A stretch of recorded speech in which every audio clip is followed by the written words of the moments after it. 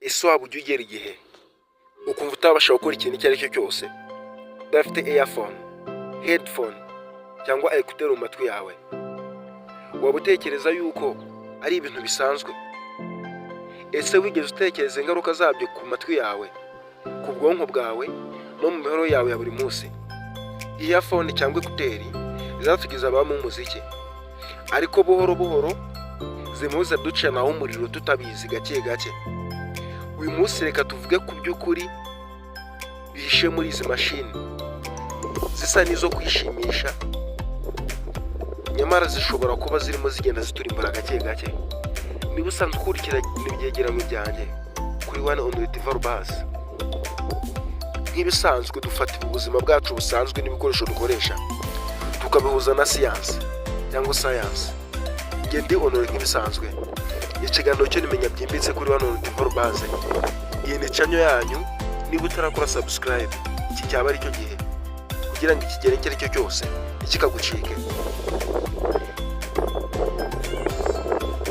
Iyo ukengeje cyangwa iyo winjije volume muri ekuteri wase mu matwi yawe, amajwi atambuka mu matwi yawe akanyura kuri seri z'udusatsi tworoheje turi mu matwi yawe.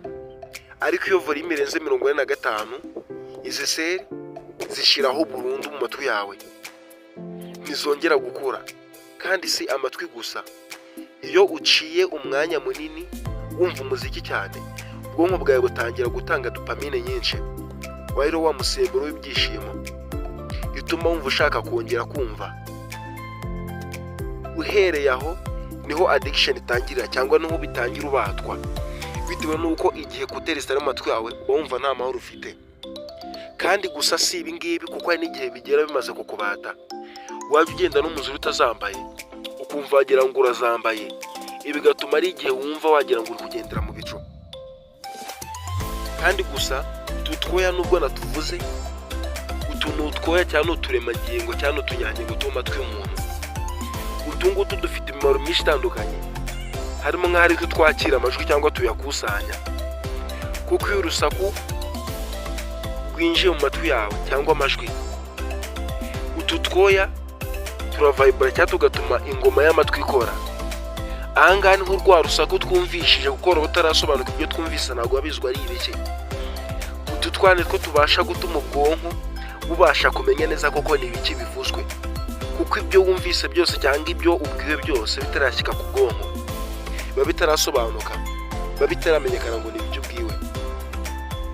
Rimwe na rimwe dukoresha earphone cyangwa ekuteri nabi, bigatuma tugira ibibazo bikomeye.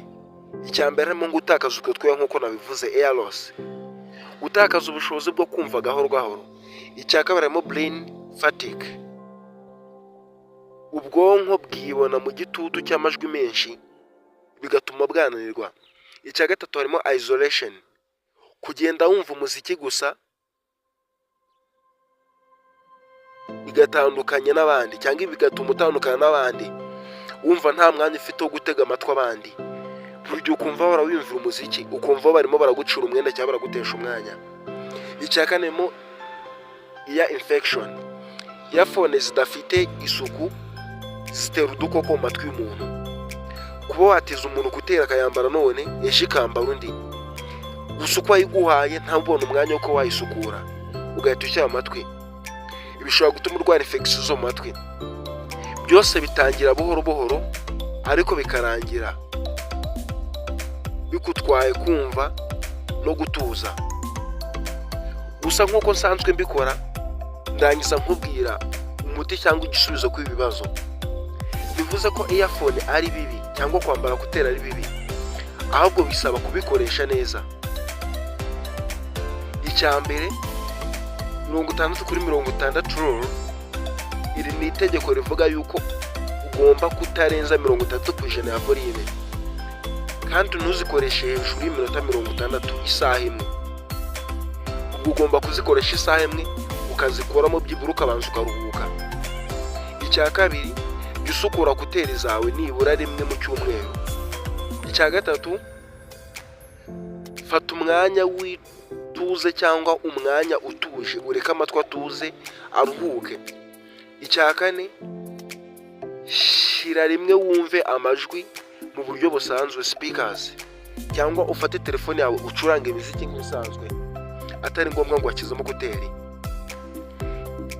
Kuteri si abanzi bacu, ahubwo ni abagenzi bacu b'ingenzi, ariko niba utazi uko ubigenza, uwo mugenzi ashobora kukuganisha mu mwijima. Control the sound before it control you. Ndi Mr Potential. Nk'ibisanzwe ibyegeranyo nk'ibi ngibi nakagaruka.